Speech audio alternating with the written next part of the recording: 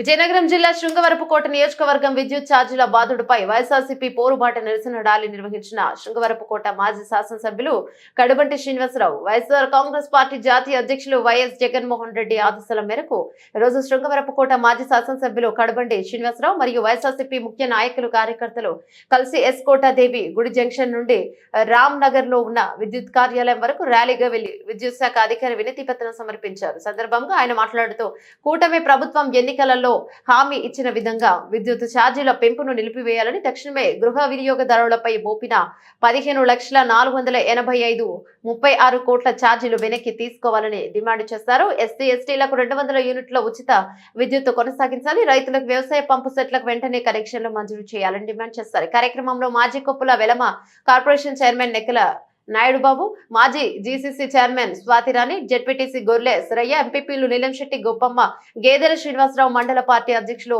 ఒబ్బిన నాయుడు, మోపాడు కుమార్ మరియు మమ్లూరు జగన్నాథం, గుమ్మడి సత్యనారాయణ, మాజీ పిఎస్సిఎస్ అధ్యక్షుడు గొరపల్లి శివ, మాజీ folk and cultural director Vakada Rambabu, Gorapalli Ravi మరియు నియోజకవర్గంలో ఉన్న వైస్ ఎంపీపీలు, సర్పంచ్, ఎంపీటీసీలు, వివిధ కార్పొరేషన్ డైరెక్టర్లు, జేసీఎస్ మండల ఇన్ఛార్జీలు, కార్యకర్తలు, సోషల్ మీడియా కో కన్వీనర్లు, వార్డు సభ్యులు పాల్గొన్నారు.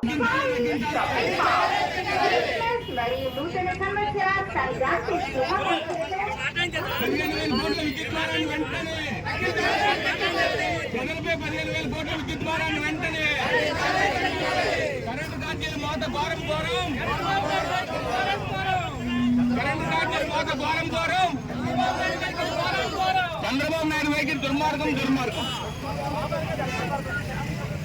కరెంటు ఛార్జీలు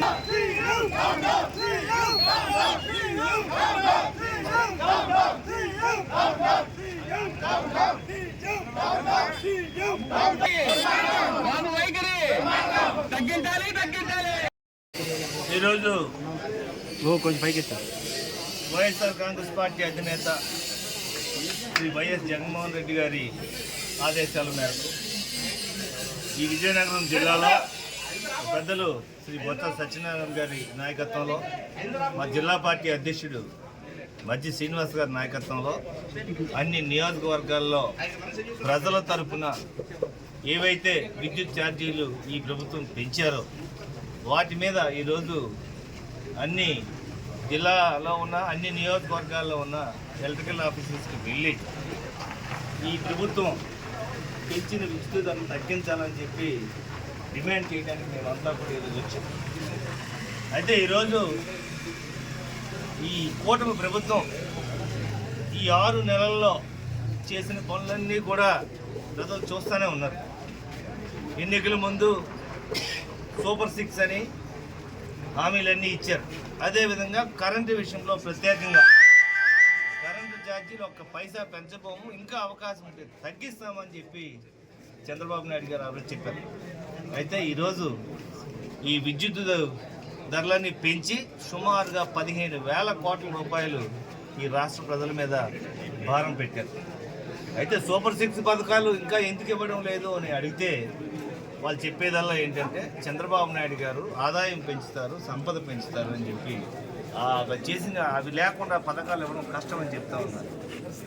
సో ఆదాయం పెంచడం, సంపద పెంచడం అంటే ప్రజలకి అయితే పథకాలు ఇవ్వాలి పోయి ప్రజల మీద పన్నుల రూపంలో వాళ్ళ దగ్గరే డబ్బులు తీసుకుని ఆ డబ్బులతో పథకాలు ఇస్తారా అని అడుగుతూ ఉన్నాం.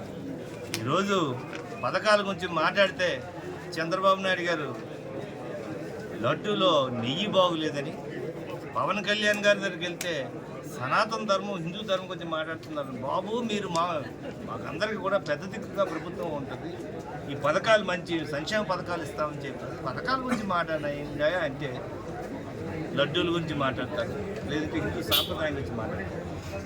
వాస్తవానికైతే ఈ ప్రభుత్వం ప్రజలందరికీ కూడా ఈ సంక్షేమ పథకాలు అందిస్తుంది. 1 సంవత్సరం పాటు చూద్దామని చెప్పి పెద్దలందరూ కూడా ఈ కార్యక్రమాలు చేయకుండా ఉండాలని ఉన్నా కూడా 6 నెలల్లో ప్రజలు ఇంత మోసం చేస్తే ప్రజలు అడిగే పరిస్థితులు లేదు. అందుకే ప్రతిపక్షం బాధ్యతగా ఈరోజు జగన్మోహన్ రెడ్డి గారి నాయకత్వంలో ఏ వర్గాలకైతే ఈ ప్రభుత్వం అన్యాయం చేస్తూ ఉందో అందరి తరఫున కూడా కార్యక్రమాలు చేస్తూ ఉన్నాం. మొన్న 13వ తారీఖున డిసెంబర్ 13న రైతుల గురించి ఒక కార్యక్రమం చేశాం. ముఖ్యంగా విజయనగరం జిల్లా రాష్ట్రంలో ఉన్న వెనకబడిన జిల్లాల్లో ఇది ఒక జిల్లా. ఇక్కడ అందరూ కూడా వ్యవసాయం మీద ఆధారపడి బతికేవాళ్ళు.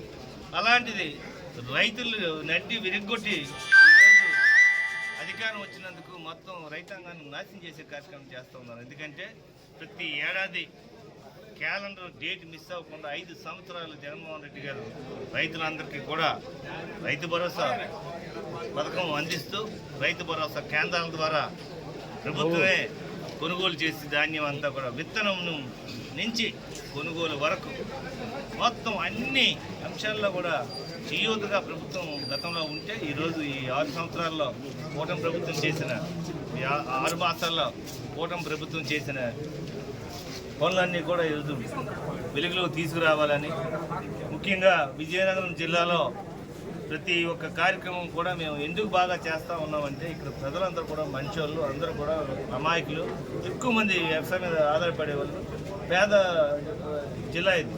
ఇలాంటి దగ్గర రేపు ఫీజు రీంబర్స్మెంట్ విషయంలో కూడా రేపు జనవరి 3వ తారీఖున అదో కార్యక్రమం కూడా చేస్తాం.